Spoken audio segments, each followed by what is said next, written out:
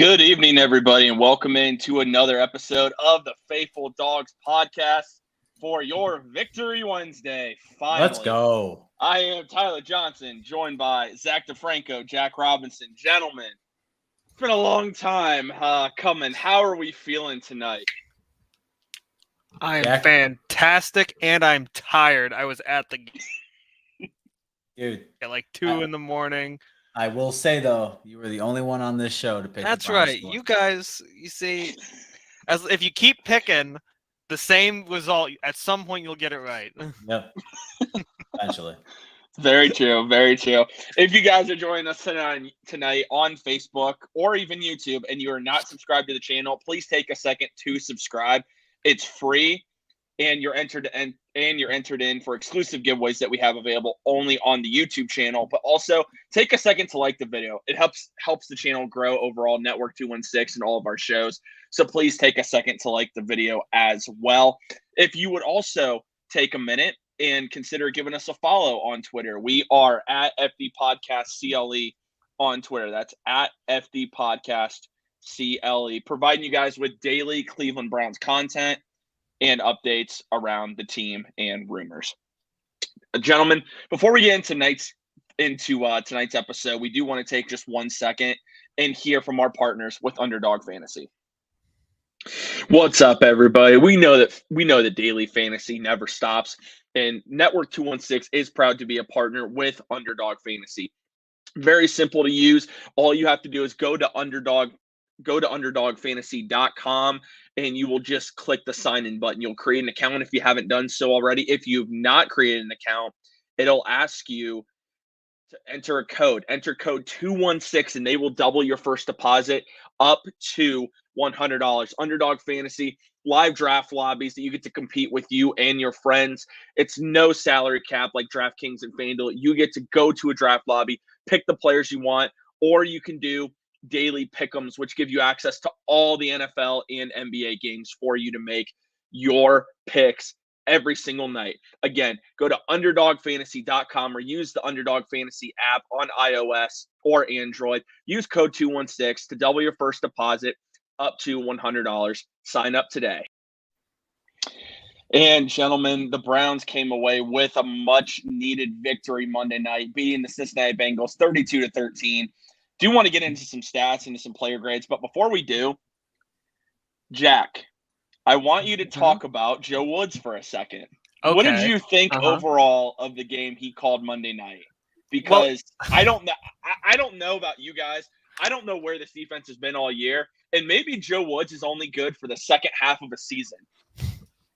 You know, that's an interesting theory you got going, because honestly, when I came into this game, I was not expecting the Browns defense to be as dominant as they were. I mean, they were bringing blitzes, they were bringing pressure, they were shutting the guys down. Martin Emerson was an absolutely lights out all game, except for maybe like that one touchdown to Tyler Boyd. But I mean, the guy was just electric. Myles Garrett is just insane, the things that he can do.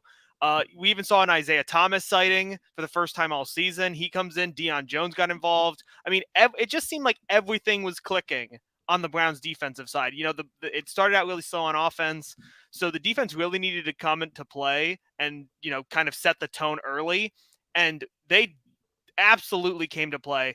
I was extremely impressed with Joe Woods, whether it was just his adjustments from last week, whether he just decided to put Taki at Mike linebacker, and then they just, you know, went from there. But I mean, I have no complaints for anything that happened. I don't know whether it was the guys telling him, hey, we need to do this specific scheme, or if he just finally decided to come to play because it's the Bengals and we always seem to come to play against the Bengals.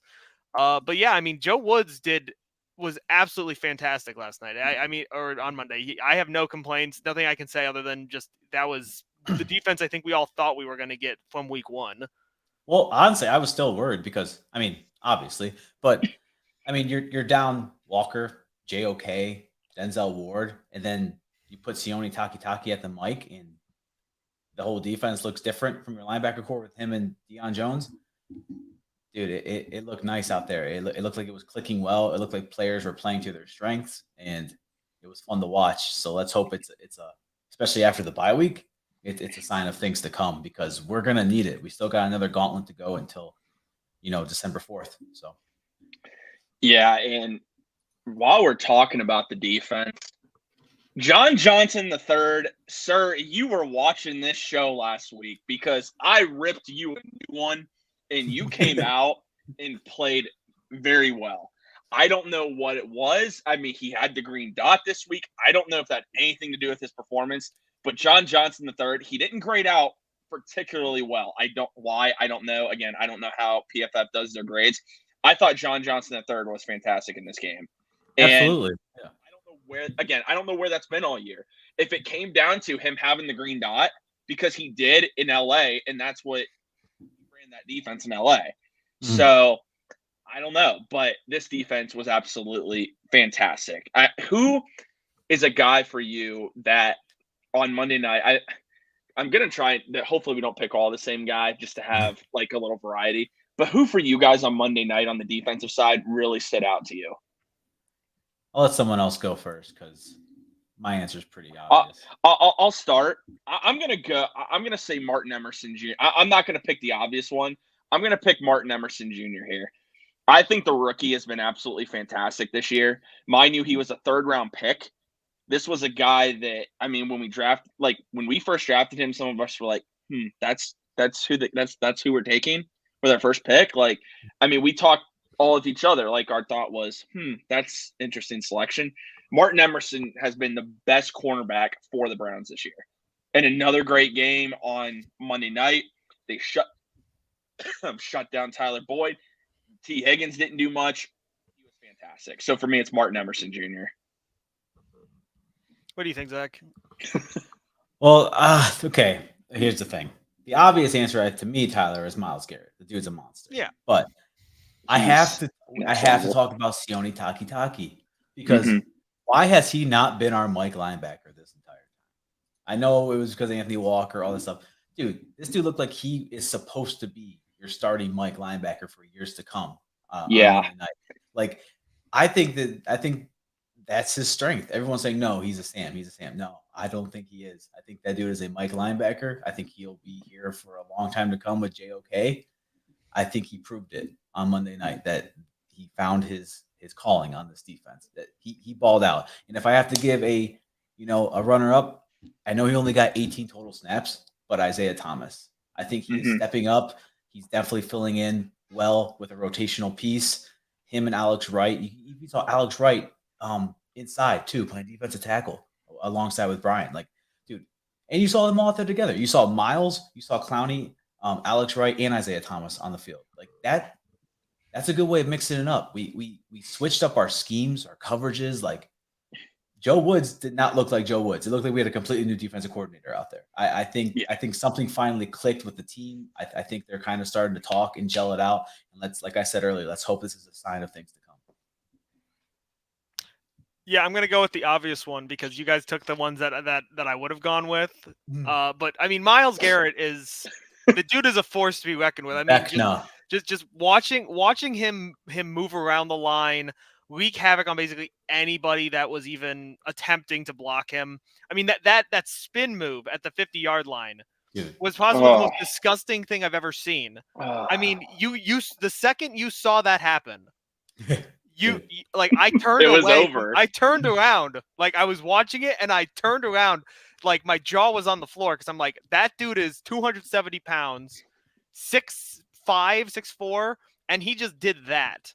And I mean, the things that he does to the defense, and especially the pressure he puts on the offensive line, makes so that guys like Isaiah Thomas can get in there, makes so that Sione Takitaki can get in there and get that sack. That strip sack. I mean, he's just such a menace especially to the Bengals. I feel like to the Bengals, he has their number on every occasion. I mean, they brought in guys specifically to try to protect against guys like Myles Garrett, and clearly he still has their number. I mean, the guy is just a one-of-one player. I mean, it's like him, JJ Watt, or TJ Watt, and Aaron Donald are like on the top top ring of like guys on the offense or on the defensive line that like you just can't stop.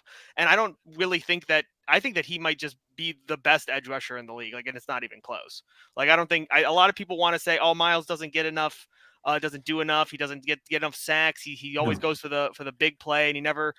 I mean, look, he's getting double and triple teamed, and this just today he was getting double teamed the whole time, and he was able to still get 2 sacks, multiple pressures, multiple QB hits.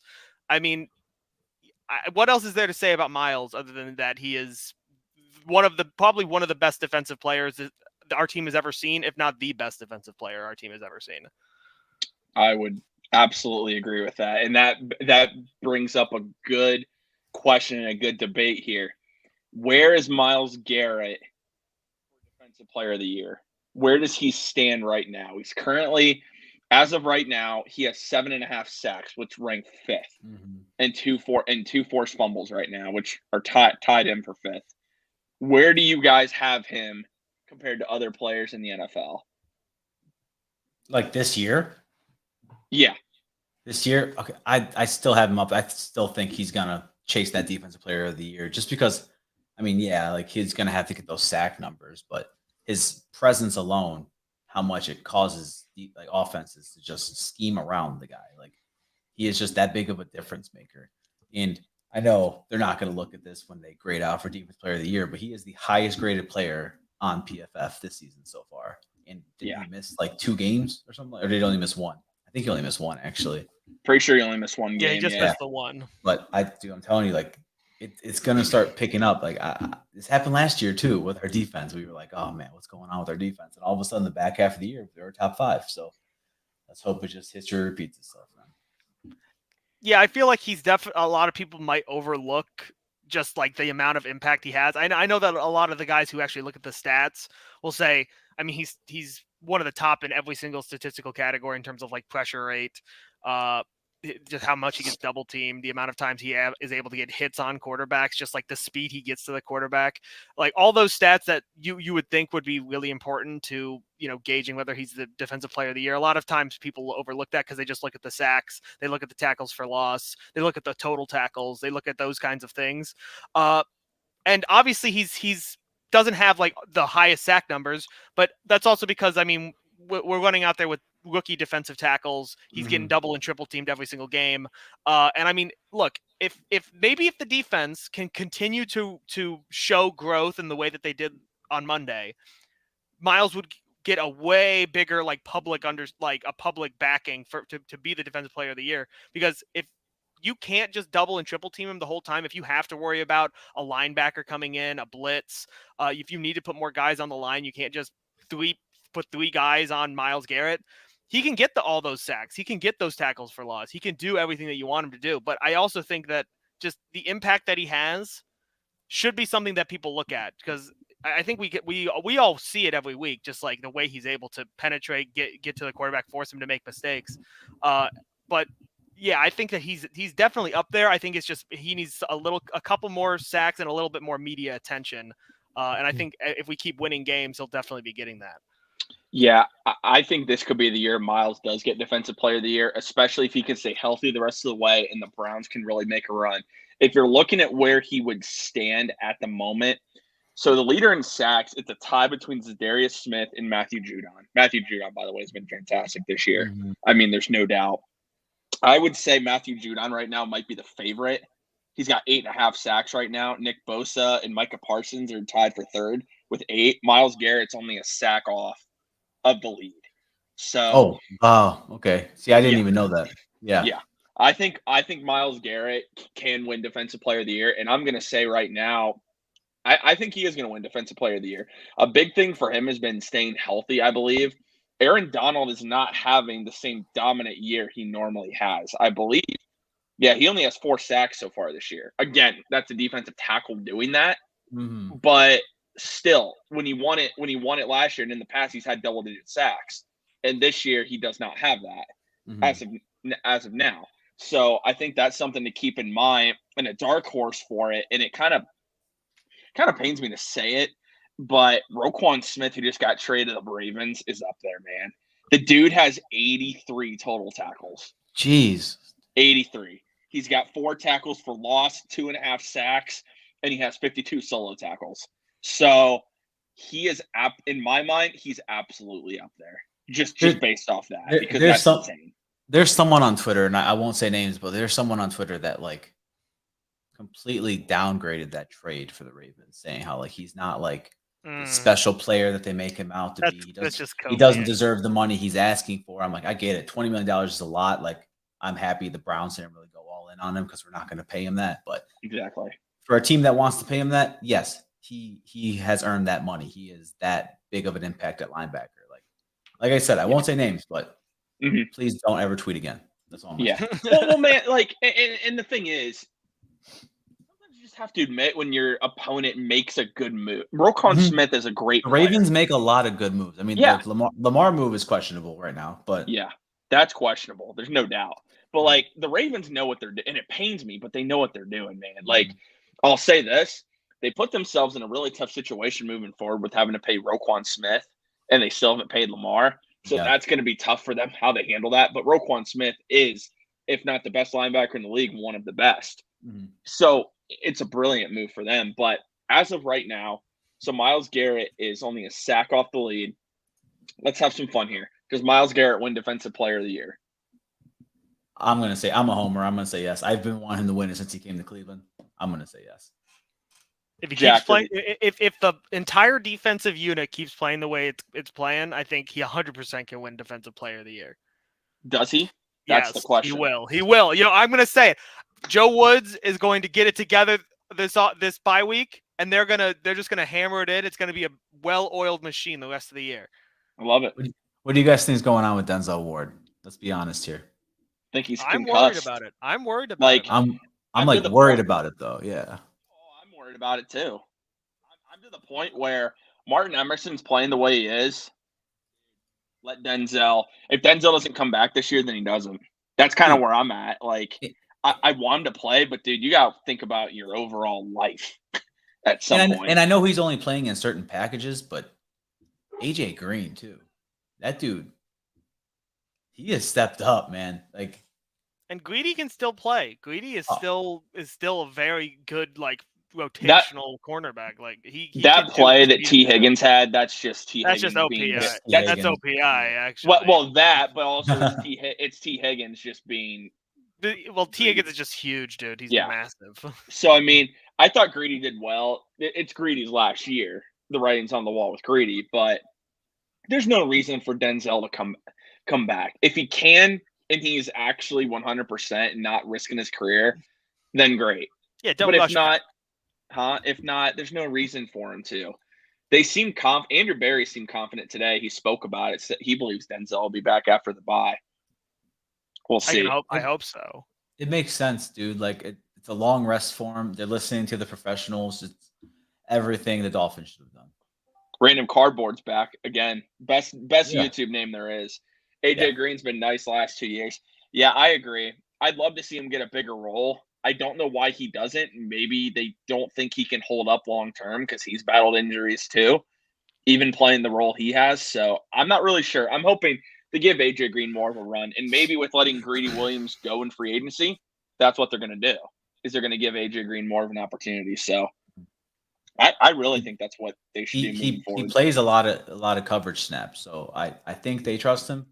So yeah. And reading just some of the overall grades here by the defense, we'll do top 5. Myles Garrett, obviously, 92.6.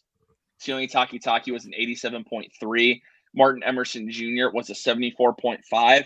Isaiah Thomas, I'm going to read him off even though he did less snaps. He was a 68.2. Greg Newsome, the second, was a 67.8.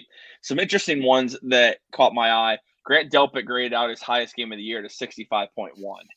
So that was at least something positive to see. Speaking of Joe Woods, he's been moving Myles everywhere. It's about he is finally starting to move, and we're starting to see it a lot. He's moving players where they can make an impact. Alex Wright playing defensive tackle, making an impact. So we've talked about him a lot, man, but credit where it's due. There might have been something that clicked, and he's finally just starting to do it. Or maybe, again, he's just a half-year wonder that could be it too. We But can only hope. yeah, man, it was So a lot of fun, especially on the defensive side. But the offense really put it together on Monday night as well. I mean, you had Jacoby Brissett, who came out, played very well. He had 278 yards, 1 touchdown. He did average, though, 12.6 yards per attempt, which is very encouraging to see him push the ball down the field. 17 of 22. Nick Chubb, 23 carries, 101 yards, 2 touchdowns, 4.4 yards a carry. Kareem Hunt had 11 carries for 42 yards, 3.8 yards a carry.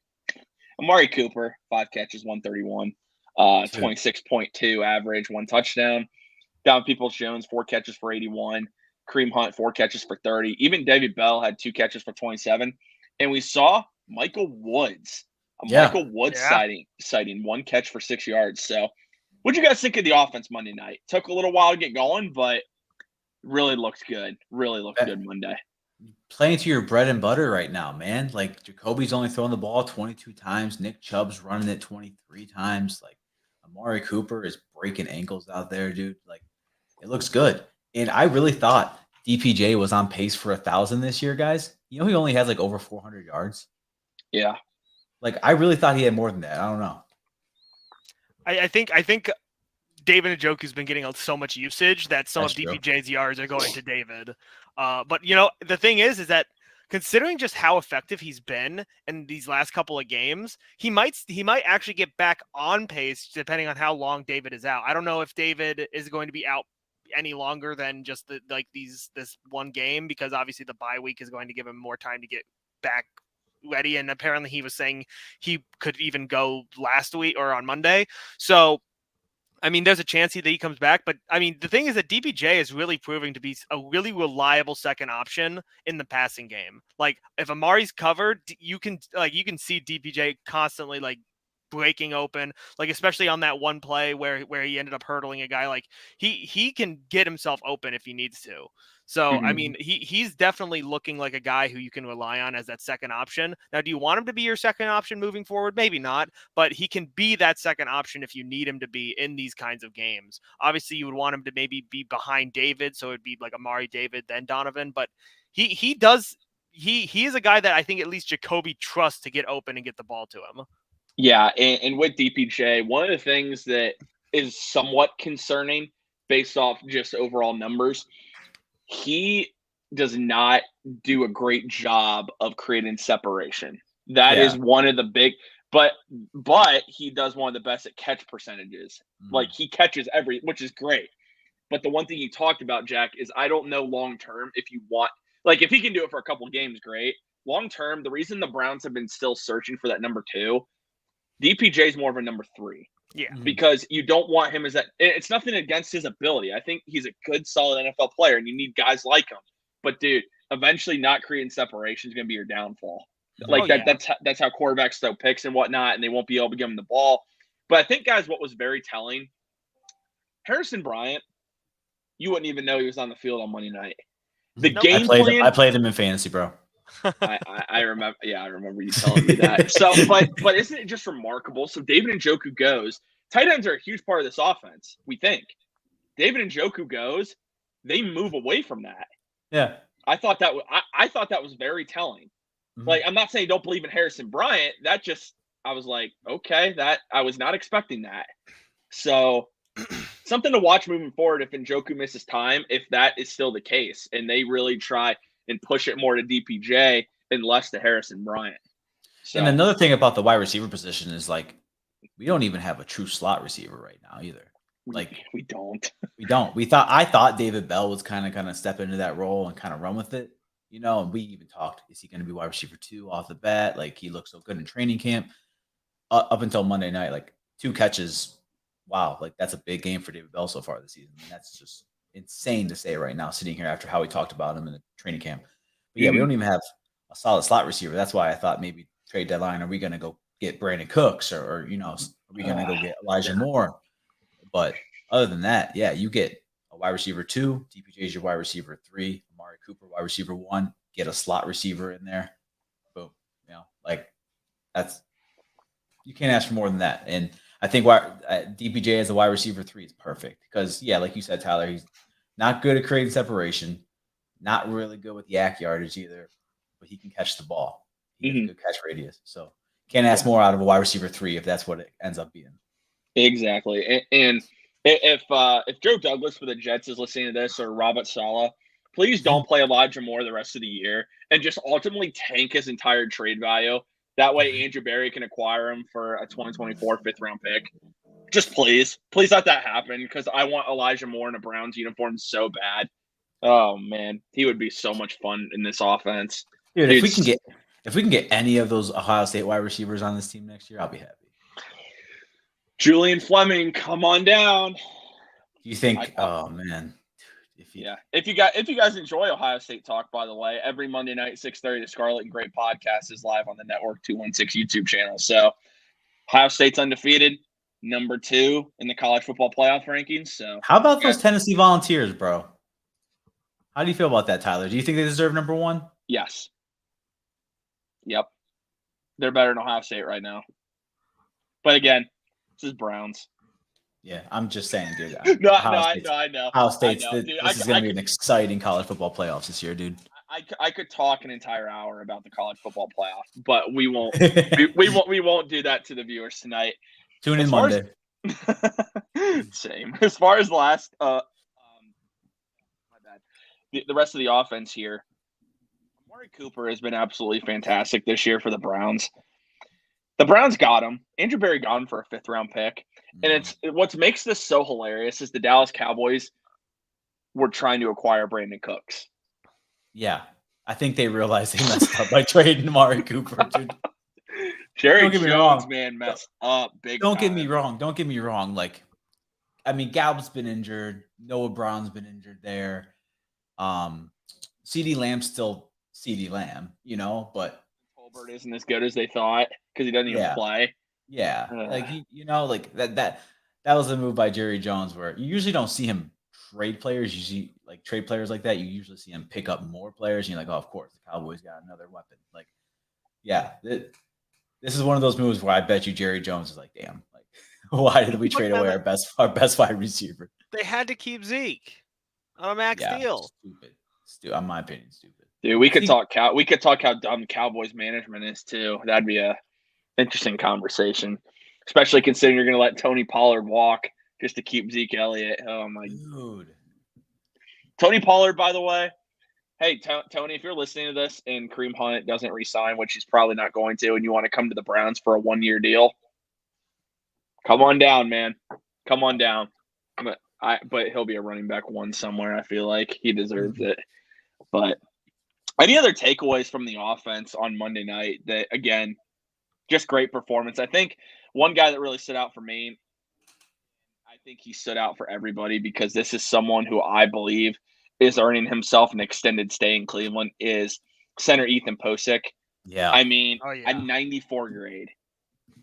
Let me read. Let me make sure I read that again. Like, my eyes aren't the greatest, but So a 94 grade for a center, the highest so far in the NFL this year.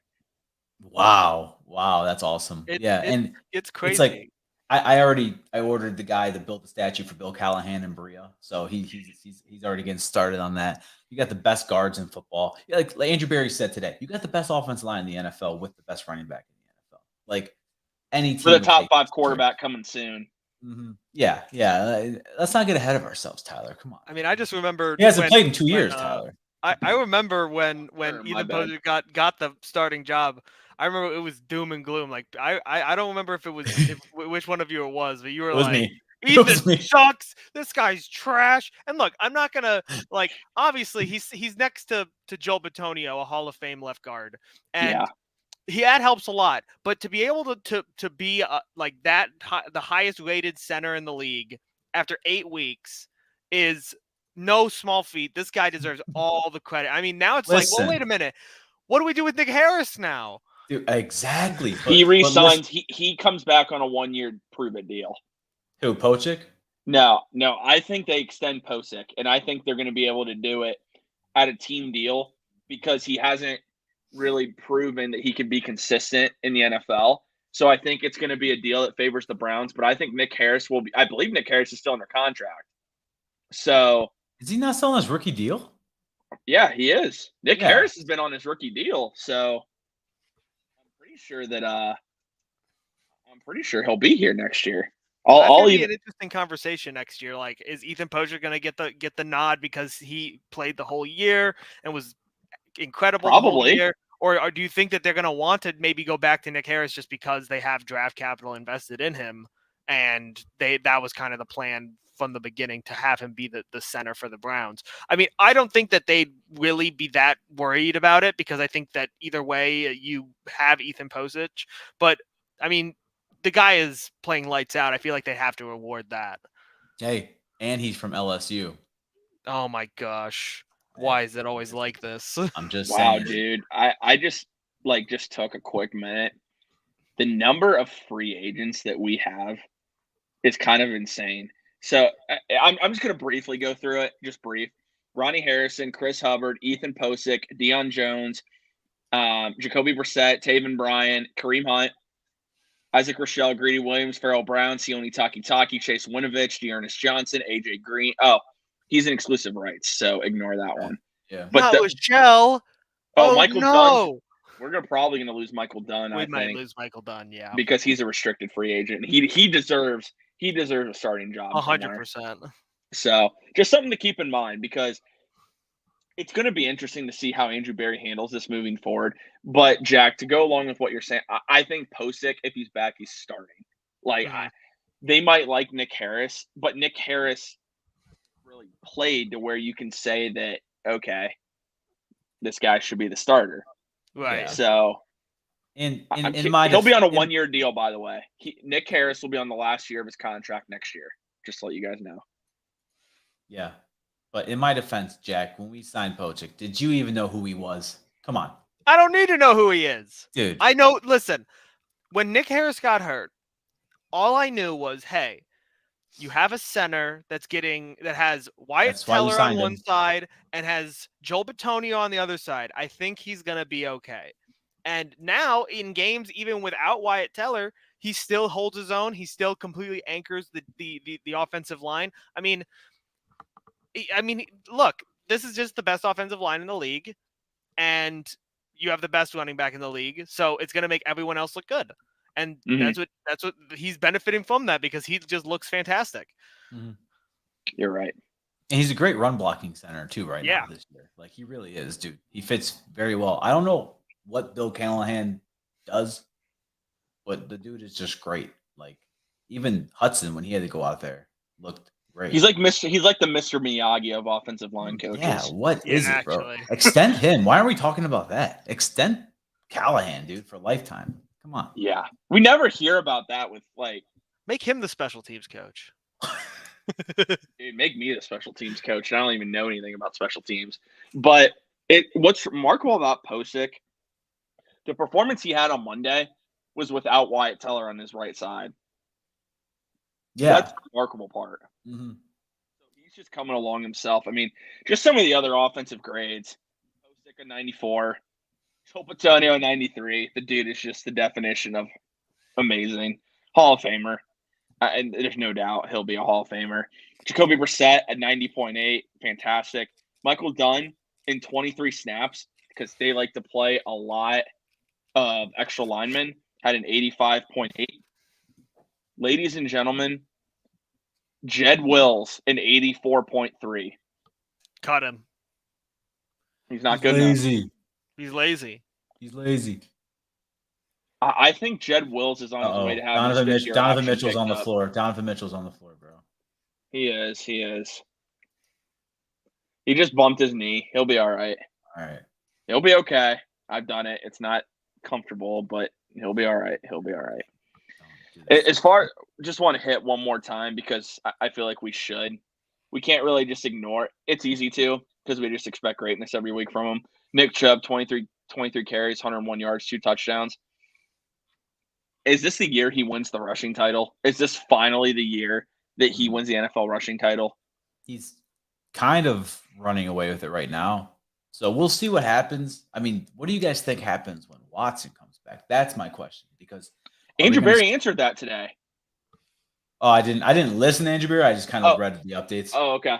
he said basically Andrew Berry said that he doesn't see a whole lot changing as far as like what they want to run.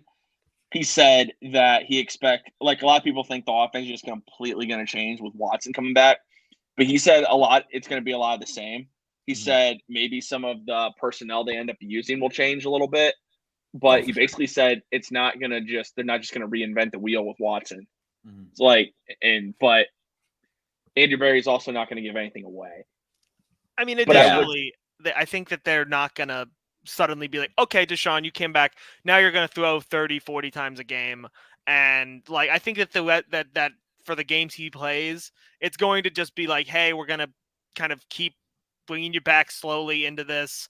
And you can kind of, shoulder yourself on the run game, because the run game is going to make it so much easier for him to really get his eyes back, get the timing back with like the speed of NFL football, and really just keep him fresh, because we don't want to put all the pressure on him. I mean, and that's why you have a guy like Nick Chubb to make it easier on everyone else. You make it so that the defense can't just drop back into coverage and make it harder for you to hit your guys in stride.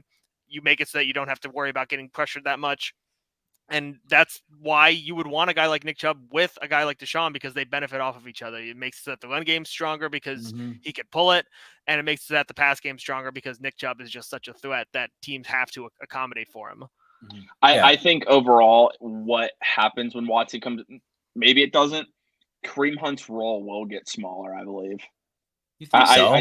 I don't think so. I think they're going to use him in the passing game a lot more. I think that they're going to put Chubb and Hunt out there, and they're just going to kind of have him move around, like maybe put Kareem in the slot, or just put him out there to block. Or I think he'll get more snaps actually, because they'll be more willing to pass it to him. I'm actually interested to hear why you think it gets smaller. Because I think that they're going to throw more with Watson, and they're going to want to give Chubb still his carries, but they're going to throw more with Watson. And I think that's going to take rushing attempts away from Kareem. Yeah, it might take rushing attempts away, but it might give him more passing attempts. Yeah, but I think Kareem wants the rushes, and like because it was reported by Sports Illustrated, the reason he was on the block prior to the deadline, he is not happy. I'm sure, like with the way that they have basically just tried to negotiate his contract. Oh, he is not. We actually have offered him. You think? Huh? It sounds like it. Yeah. Sports Illustrated reported Kareem Hunt is on the final year's deal. Is not happy with the team regarding how contract negotiations went, and that's why his name was on the block before the trade deadline. I'm curious what he wanted, and like how he wants starting running back money. I'm sure, but I'm curious how he tried to justify like, hey, we have Nick Chubb, like, and he's the starter, like he's the best running back in the league. We can't justify giving you that money. And I understand that, he wants to go to a place where he gets started, but he also signed the contract 2 years ago when he knew that was the case already. So I'm surprised that it's become such a point of contention this year. Like, I thought it was just going to be like, okay, he extends his career by playing in this system, obviously he's not making as much money as he could be making, but he's making decent money. He's playing a huge role on this team. And then obviously next year he goes out into free agency, and he'll get the money that he probably deserves from a team that needs a starting running back, whether that be the Rams or whoever. See, man, I disagree. I don't think he's going to get the money he thinks he's worth. That running back class next year is stacked, and the draft class has a lot of talent in it. Running back is a position these teams can easily replace, and I don't see him getting the money he deserves. Which is why we aren't going to give him that money. Like people have to understand, one, you already paid your running back one, and he didn't take the money he could have taken. Like Nick Chubb could have got more money on the market. Exactly. And then you have Kareem Hunt, who's probably at the least wants let's say like $8 million, $9 million a year. You're not going to give him that. Like, you're going to want to. I'd rather give that to a defensive tackle. Like, so I don't know. I like the move of keeping him here for the rest of the season, just in case. You never know. We're 2-1 in the division. The rest of the division games are with Watson. Like, Bengals are 0-3 in the division right now. Like, yeah, they're ahead of us because of conference play and all that, and obviously we're 3-5. But the season's not dead just yet. So I like That's keeping what him I here was right now. telling you, man. See, Last okay, week you you lose guys 4 in a all row, Jack. You knew. lose 4 in a row, I Jack. It's all get doom it. and gloom. Listen, again, I wasn't saying that we were in it from an emotional. I was saying statistical. I was looking at it statistically. Okay? Oh yeah, you're looking at ESPN's 6% chance to make the playoffs and say, "Oh, we're No, still alive." it's 16% now. Now it is. It's 12, I think, right? Yeah. Or is it 16? No, it's 16.8 Oh, yeah. something. but Sanders. when you're talking about, I mean, like this entire this is just some of the free agent running backs in this class that he has to deal with. Saquon Barkley is a free agent. Rashard Penny, Jamal Williams, Josh Jacobs, Melvin Gordon, Mark Ingram, Raheem Mostert, Deonta Freeman, I mean, there's a ton of talent. Ronald Jones, Miles Sanders, Jerick McKinnon, Dearness Johnson's a free agent. Latavius Murray, Jeff Wilson, Sonny Michel, Darrell Henderson, Kenyon Drake, David Montgomery, Devin Singletary, Damian Harris, Alexander Madison, all these guys. Oh, Tony Pollard, my apologies. James Robinson. All those guys are free agents. And that's just naming some of them. Like Kareem, if Kareem thinks he's going to get RB1 money, it's not going to happen. Like the reality is he will not see that money. He won't. It's because there's no reason for them to overpay. And then if you look at the draft class of running backs that is going to be there, I mean, you have Bijan Robinson, who is the best running back prospect we might have seen since Saquon Barkley came out. I mean, the dude is absolutely fantastic. Could easily will be a first-round pick in my mind. Could even go in the top 10, and it wouldn't surprise me. Jahmyr Gibbs from Alabama, who many compared to the next Alvin Kamara based off his receiving ability, and Jamal Charles, that type of player. Blake Corum from Michigan, Tank Bigsby from Auburn. There are so many running backs in this draft class powered by the fact that free agency has them loaded. It wouldn't surprise me if Kareem Hunt's back next year and it's going to be dirt cheap because he's not going to find anything. And if there's nothing there that's going to pay him a decent amount, he might just come back here for another 1-year deal and try and hopefully the free agency after that, he can find somewhere to go that's going to pay him a little bit more. But the market's not going to be what he thinks he is. I mean, I don't think Saquon's switching teams. I think the Giants will re-sign him. But I'm saying that's going to establish the market right there. Oh, yeah. Oh, for sure, dude. And then Kareem, because this is, and it's understandable why he thinks this, he's going to be like, I'm a running back one. I deserve $8 million, $10 million. He would, which I guarantee you is what he thinks. Mm-hmm. And so that's where you're going to see Josh Jacobs, I think, goes back to the Raiders. But, dude, I read you the list of running backs. There's so much talent out there. Like, there's... Yeah, that's a lot. So... And that's the issue is that running backs are kind of like a dime a dozen in terms of like getting a NFL capable running back. Like there's so many of them. Like if you have the offensive line, if you have the scheme, you can make like an okay running back look really good. But when you have, there's only a couple of guys out there that are like, they are elite. Like you have Nick Chubb, you have Derrick Henry, you have Saquon, you have Alvin Kamara. Like those are the guys that like you can plug and play them onto any team, and they completely change the dynamic of that team. And I'm wondering how many people are looking at Kareem that way, and how many of them are looking at them on the same level as maybe some of these, like a Miles Sanders or something like that. Like those guys who are really good, but you don't know if they're worth bringing in for extra money over another guy who can probably do similar amounts of work for way less. So yeah, I completely agree that I think that, but I hope it's not going to become a situation where he takes less money than he could get with us out of spite because of this process. Because that's happened twice already with Jarvis and with Sheldon Richardson. Yeah. Well, Sheldon Richardson was kind of it was a different situation. It was a different situation, but like but Andrew Andrew Berry kind of hung him out to dry. Yeah, and I think Andrew Berry's been pretty transparent with Kareem Hunt's camp about this situation. Yeah, I would say he was pretty transparent with the Jarvis Landry situation as well. Like, well, I mean, he let him search for a trade first. Like he's letting Kareem Hunt search for a trade, and so the Browns were not close to trading him because they didn't get an offer they believed was worthy of Kareem Hunt's value. Well, I'm curious if they really were okay with giving him up for a 4th-round pick, or if they really wanted to try to get a player.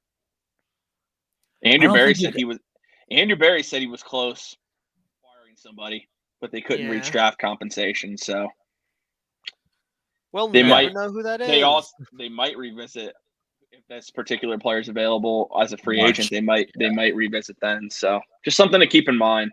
Mhm. But as we're moving on, guys, is there anything else from this game that really stood out to you before we move on and give our weekly picks presented by Underdog Fantasy? I want the Bengals to extend Zach Taylor. He's so bad, bro. He's such a bad coach. He just inherited a great offense. I just want to say that Jacoby is way better than a lot of people give him credit for. I mean, this was a career game for him. I think this is probably one of the best games of his career, even just going by QBR or just by stats. I mean, he had a rushing touchdown, a passing touchdown, extremely efficient. I think it was like 17 of 22. Yeah. I mean, like 250, 260 yards, I think, if I'm remembering correctly. But I mean, he had great touch. He can move if he needs to. He hit his guys in stride. He hit the open man whenever he came open. I mean, a lot of people were giving Jacoby crap, and I think rightfully so. I think a lot of people saw his limitations the last couple of weeks, but that guy has heart. That guy plays his ass off every week, and he can play. If you give him get him in a situation where he doesn't have to do too much, he can win you so many games. I mean, and I know we were giving him a rough time, and I know it's gonna suck when we get to the point where like they were asking him, hey, once Deshaun comes back, like that your role is gonna be kind of over. But I mean, he's the guy that you want on your team because he says, you know what, I understand that, but I don't care about the destination. I care about the journey. I care only about doing what I can do this week for my guys. Wherever Jacoby goes after this, because he's going to be a free agent, I wish the Browns could sign him as their backup quarterback to just keep him on the team because of the way that he's kind of been embraced by the. Wherever he goes, he deserves the best, man. Like the way he's presented himself on this team is top class. And that's what I'm saying. Like he came in and he embraced the role of I'm gonna play 11 games, then I'm gonna take the seat, and he's gonna come out and he's gonna play for us and he's gonna try and win. He's not gonna like hold a weird grudge. He knew the role, like you said, Jack. And yeah, like I think it was Chops that said it. Like Jacoby earned his next contract wherever he goes. He earned it this year. He's shown that he's a good, serviceable quarterback that he could fill in and play. But there's going to be that team out there that might be like, Jacoby, we need you to start this year for us while we look for the next guy. Basically, it's going to be that kind of situation. So he's going to be a bridge guy wherever he goes. But yeah, hey, man, it's a way to make a. I would take him back in a heartbeat, dude. I would take him back in a heartbeat to be our backup quarterback. I would. I think it's going to be probably Dobbs or try and mold Kellen Mond is what I think they're going to try and do. But man, Jacoby, you can't say enough good things about him. You really can't. I mean, this is a guy that's going to go balls to the wall every single game. You never have to question his effort. I mean, dude, he's not the fastest guy. You can see him like when he goes, man, he's really trying to get a touchdown or get a first down. So I love what I see out of him. So have to enjoy him while we can because he has been really good for the Browns. Before we make our weekly picks presented by Underdog Fantasy, we want to make sure that we always take a minute and we hear from our wonderful sponsor at Homage. What's up, guys? We've been talking about Homage for a really long time, but I can't get across how comfortable the products are. Like, this is literally the softest hoodie that you'll ever have, and it's not just about, comfort when it comes to the style. It's effective as well. It keeps you warm. I mean, look, this thing is not, it's all vintage looking, but it's looked like this. I've owned this thing for 5 years. So you got Ohio State, you got the Browns, you got the Cavs, you got the Guardians. They've got everything to have you covered all year long for all your Cleveland sports. I know the Victory Monday thing's a little brutal this year, but we got all kinds of awesome designs. You got to check them out. We'll put a link. There's always links in all of our episodes in the descriptions and sometimes in the comments as well. They're the best on the market, man. I don't even know what to say anymore, but go over there, check out Homage today. Go Cavs. And gentlemen, as we make our weekly picks here, how did everybody do this week with their selections? I went 2-2. I also went 2-2. And I went 1-3. I probably would have been 3-1 if the Jets didn't do a stupid roughing the passer on that pick six, man. Hey, but God. also Zach Wilson's just the worst quarterback. He's terrible. in the NFL, He's awful. So They should be looking to draft another quarterback. free I'm not Elijah even Moore. I'm not Free even Elijah Moore. Joe Flacco would be better. You're right.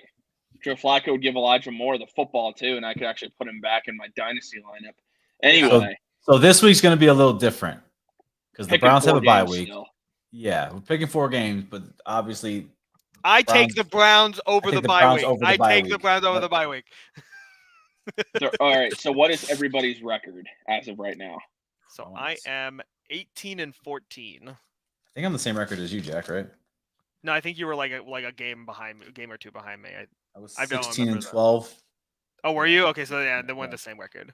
Okay, and I'm 21-10-1. Gosh, that freaking tie. All right. Who would like to go first with their selection? I'm going first, and I'm going. Oh. I'm going with my easiest selection. This is just me double dipping fantasy here. I'm taking the Bills over the Jets. Oh, I thought you were going to pick the Eagles. No. Bills over the Jets. Okay. All right. Over the Jets. Nice one. That's going to be a close game. Yeah, it's going to be really close. All right. Tyler, you want to go or you want me to go? You go. Okay. Let's do Chiefs over the Titans on Sunday night. All right.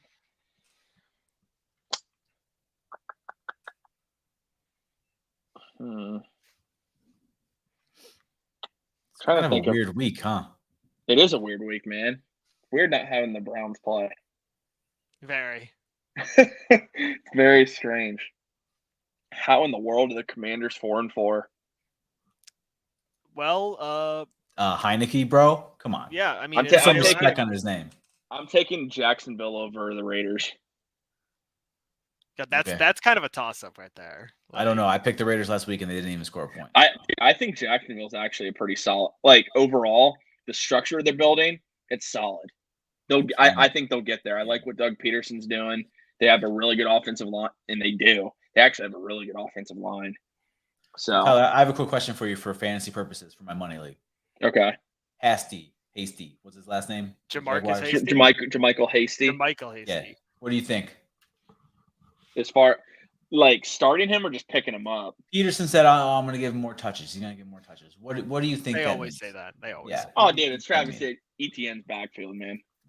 Yeah. If you have Etienne and you need a handcuff, then you pick him up. But dude, look at Etienne's numbers, man. They're feeding him, and they have every reason to feed him. I remember when you picked him right before I was going to pick him in our sleeper league draft, dude. I was so mad at you, bro. Dude, I have him in every league, and I've been waiting for this. So, like, I'm very happy. But Mr. Robinson, Mm-hmm. who you got? Look, man, I'm taking the easy pickings. I'm going to take the Eagles over the Texans. You know what? I'll just make my second one because that's what I was going to take too. So you guys are both picking the Eagles? Yeah. Oh my God. Hey, man, God. You can take Davis Mills if you want. I wanted to pick him to begin with, but I didn't. Okay. Dolphins over Bills, even though I said they were overrated in our group chat. Dolphins over Bills? You mean the Bears? Oh, Bears. My bad. The Bears. Dolphins over Bears. Even though I said the Dolphins are overrated in our group chat, I'm just starting the shit talking early. It's the bye week. True. And random cardboard, thank you, because this is facts. They traded James Robinson to feed ETN. And Travis Etienne, dude, just has a 20-yard rush every game. Dude, that's literally basically, I mean, James Robinson's better than Carlos Hyde, don't get me wrong, but like that's literally what the Browns did with Carlos Hyde and Nick Chubb. Yeah. Dude, you traded the guy. If ETN starts getting in the passing game, dude, this guy will be a top 5 back in fantasy. Like, for sure. He's a beast, bro, and he's fast too. Dude, he's averaging 6.2 yards a carry. Yeah, he's a beast, dude. Jaguars are gonna be a team to watch, man. Next year, especially when they get Calvin Ridley, back on the field. Dude, I forgot about that. Smart move for him. Okay, Jack, you're back. It's me again. Yep. Well, yeah. Remember, you and I both picked the Eagles. Oh, that's right. Okay. Talking about that again. Give me Geno Smith over Kyler. Okay. I want the Seahawks. That's a good one. I like that. Tyler, you want to go or you want me to go? You can go. All right. I'm looking here. Man, I'm going to do it, but I feel like this is going to be one of those games, dude, that I'm going to be regretting. But I want the Vikings over the Commanders. But I'm telling you right now, man, don't sleep on that Washington team. Hey, man, they got Taylor Heineke, man.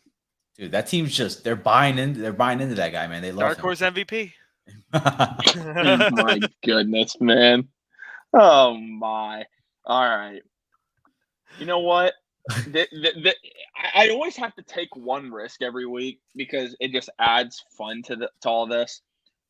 I'm taking the PJ Walker led Panthers going into Cincinnati and beating the Bengals. Let's go. Right. I love it. Make it happen. Taking care Feed of DJ Moore, dude. Just give DJ Moore the ball. Hey, and Terrace Marshall Jr., who, by the way, Matt Rule's an idiot for not playing that kid. Yeah. Dude's a stud, man. He's good. And wait, what? What? Ooh. How's that going to happen? 100% make the playoffs. I don't know about How's that going to happen? They're in the toughest division in football. Yeah, they're at the bottom of the toughest division in football right now. That's also a very good point. I mean, I guess the rest of the NFC is kind of on fire right now. But I mean, so let's see. There's three playoff teams right now in the NFC East, and then you have the other 3 top of the divisions. So they need to somehow sneak into the wild card. That's going to be tough, especially because they're under investigation. Dude, yeah, bro. Snyder decided to sell that team right on cue, didn't he? Yeah. Yikes. All right. Give me the man. Oh, I kind of want to do it, but I shouldn't. Yes, you do. Do it. No, dude, I shouldn't do it. All right. Give me the Lions over the Packers.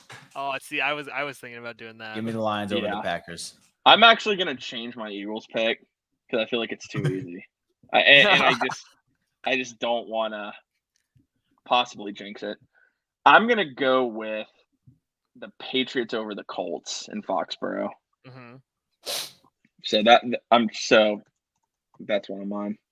You guys are gonna think my next one's really interesting. This is the last one, correct? Mm-hmm. Yep. All right, who you got? This might be really dumb, but I'm gonna take the Falcons over the Chargers. Dude, I thought about it. Because, this is going to be a game where they're just, like, running over each other all game. Dude, I thought about it, too. I don't have the balls. Like, neither of those teams can stop the run, and they both love to run, and especially because Mike Williams is out, Keenan Allen might still not be completely available. Like, they're just going to be running the ball, throwing it to running backs all game. Dude, feed Eckler, please. Feed Austin please, Eckler. Dude. Feed Eckler, baby. Feed Eckler. I don't think that's out of the realm. I think it's possible. I definitely think it's possible. Mike Williams didn't practice. Keenan Allen didn't practice. So better picked up what's his name? Josh Phillips? Or Josh Phelps? Josh Palmer. I'll let you Palmer. I wasn't gonna tell you because I wanted to see how many tries it would take you before you got whatever it. P name. All right, Zach, who you got for your final? I already picked it, didn't I? Yeah, Jack was the last one. Was I the last one? I picked Lions over Packers. Oh, that's right. Oh, yeah. Oh, wait. I have to pick one more since I changed my Eagles pick. Yeah, that's right. I want to go with the Jets, but Zach Wilson's their quarterback. So I can't. Breece Hall is not there, so don't do it. If Breece Hall was there, I'm not kidding. I might consider it. Because if they still had Breece Hall, they probably would be 6-2 right now. You already picked your risky game. Don't pick the Jets over the Bills. Come on, what are you doing? You already picked the Panthers over the Bengals, which I don't even think is too risky, dude. I think the Bengals might. That's kind of a toss-up. That can be kind of a toss-up. I think the Browns might have ruined the Bengals, low-key. I think the Browns might have exposed the Bengals, just like. I don't think the Bengals were ever that good of a team. Mm-hmm. I just think. Dude, you can get hot at the perfect time last year. Zach Taylor is not a good coach. He's not. His record's awful. He's not a good play caller. He just happens to have Joe Burrow, T. Higgins, Jamar Chase, Joe Mixon, Tyler Boyd, like a stacked offense. And his defense has some quality players on it. He's not really that good. Like, He just got in a good situation. I'm trying to really think who I want my final to be here. All right. I'm going against the grain here. I'm going to take the Cardinals at home over the Seahawks. Okay. Ooh, you guys picking I'm not against each confident other. in it. I'm not confident in it, by the way. I don't know. It's tough for me. Wait a minute. Time out. The Titans and Chiefs have the same record? What? Yeah. It's the NFL. It's weird. Oh, dude. It's the AFC South. It's weird. Dude, they're both 5-2. Okay. Forget that. I'm taking the Chiefs. The Chiefs. I haven't picked them all year, I don't think. I thought someone took that, didn't they? They took No. the Chiefs over the Titans. Nope. Exact did, but Oh yeah, I did, didn't I? yeah. Yeah, I did. That was my first whatever. pick. That's like, fine. No one did that. Nope. Nope, no one. I was gonna say, I'm like, I know someone did. I'm gonna pretend if they said no, but I'm gonna pretend they said. I'm gonna pretend. Dude, I want to see. I don't think it's gonna be huge this week, but I want to see Tony in that offense for the Chiefs. He's gonna be limited, but I want to see if they drop any plays for him, like right away. It's gonna be fun, man. He's gonna make it fun. That did. And by the way, when people compare like the comparisons to Tyreek Hill, it's not remotely close because Tyreek Hill's like 5'8". Yeah. Kadarius Toney's like 6'1", and the dude is that shifty. But I hammered the table for the Browns to do that. I did. I wanted it so bad. I don't care if it's not a need, even though I think it's a need. Others don't. But I easily would have done that trade. I get it. And I get that before we end it here. I get that. Like defense tackle is definitely like the need that the Browns are weak at defense tackle. But when you we talked about earlier in the show, when you look at our wide receivers, we do not have a wide receiver too, bro. We don't. So It's still a need. It's still a need, whether you want to believe it or not. Yeah, and as we're wrapping up tonight's show, you guys would take a second, give us a follow on Twitter. That's at FD Podcast CLE. Appreciate everyone tuning in tonight. If you're watching on Facebook, YouTube, and you're not yet subscribed to the YouTube channel, you can do that for free for your chance to enter exclusive giveaways that we have only available for our YouTube subscribers. Also, just take 1 second, click that thumbs up on the video. It helps the channel grow immensely for all Network 216 shows and getting our overall shows out to areas more than just Cleveland, more than just the state of Ohio. So please drop a like on that video. Tonight at 10 o'clock, we have the Dog Chug. We'll be live on the Network 216 YouTube channel. So make sure you guys are tuned in for that. And if you watched us tonight, Cavs are on right now playing the Boston Celtics at home on ESPN. So be sure to go check that out. This has been the Faithful Dogs podcast. Thank you all for tuning in to this episode, and go Browns, baby. Like, comment, subscribe, hit the notification bell, hire Joe Woods.